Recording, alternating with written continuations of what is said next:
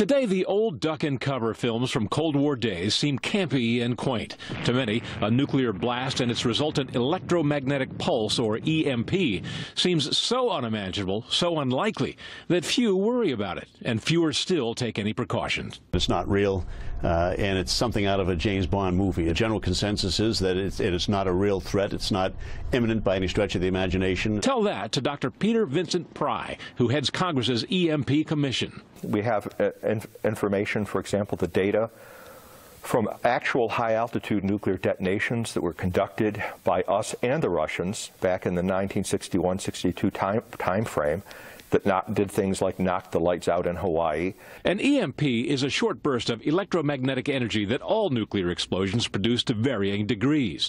A large EMP triggered over the United States from an orbiting nuke at the right altitude could fry the circuitry of cell phones, render electronic banking, automobile computers, railways, air traffic control, and airplanes themselves useless. Food would rot in refrigerators and in farm fields, with no means of transporting agri-products to population centers. In the following weeks and months, a truly Mad Max world would evolve. Dr. Pry believes a naivete about EMP pervades the Western democracies, where nukes are kept mostly out of sight and out of mind.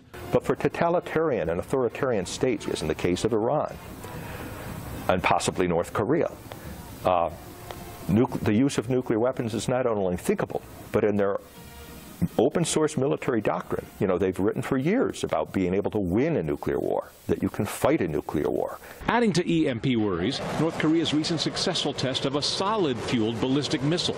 The solid fuel needs less duration, meaning less warning time for those targeted. In addition, North Korea also has at least 2 observation satellites that orbit over the U.S. at an altitude ideal for an EMP attack. For years, Congress has struggled with many bills designed to harden the nation's electric grid against an EMP attack, but none have made it out of committee. Special interests often intervene, fearful of the cost of upgrades when the effects of an EMP attack are still being disputed.